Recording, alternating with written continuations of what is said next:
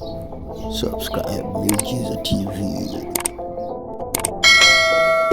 Ni siku nyingine tena, naamini uko poa kabisa na unaendelea vyema kabisa, na nikwambie tu asante kama tayari umesha subscribe, lakini kama bado huja subscribe endelea kusubscribe ili kupata update mbalimbali kutoka kwetu, na kama bado hujatufollow basi tufollow kupitia mitandao yetu ya kijamii Instagram, TikTok, Facebook kwa Miujiza TV.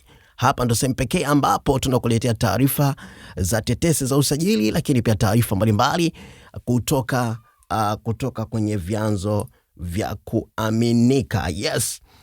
Bwana, ukimya umekuwa mwingi sana kwenye klabu ya Young Africans.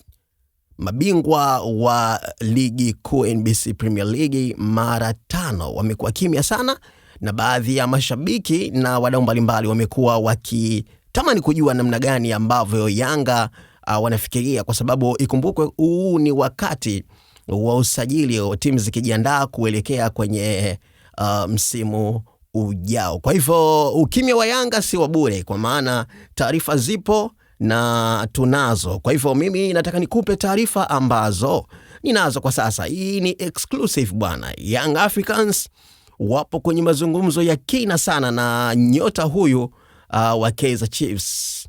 Ni raia wa Kongo, anaitwa Maccabi Lilepo.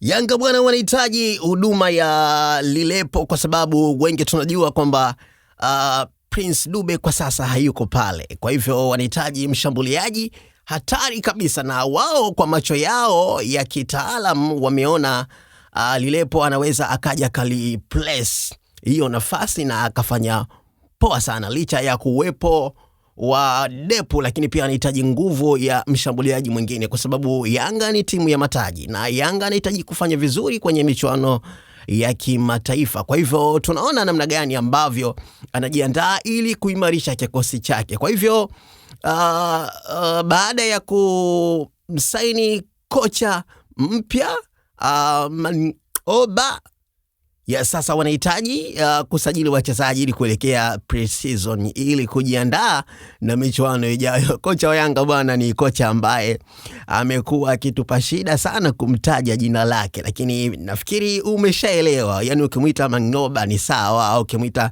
Mang'oba ni sawa, lakini kikubwa tu umeshaelewa nini ambacho ninamaanisha ama nini ambacho ninachozungumza. Lakini ikumbukwe huyu mchezaji bwana ni baadhi ya vilabu vimekuwa vikimhitaji. Kuna AS FAR Rabat na vilabu mbalimbali, na hiyo yote ni kutokana na umahiri wake na ubora wake. Huyu jamaa ni raia wa Kongo kama nilivyokuambia toka awali, lakini amezaliwa mwaka 1997, ana umri wa miaka 28 if I'm not mistaken. Kwa hivyo ni bado ni mchezaji ambaye ana umri wa kucheza. Hivyo kama Yanga watampata hapa itakuwa kitu bora sana, kwa sababu tunatamani pia kuona nyota mbalimbali wakishuka kwenye ligi yetu, na tunatamani pia kuona ligi yetu ikiwa inafanya vizuri katika rank za dunia, Afrika kiujumla. Kwa hivyo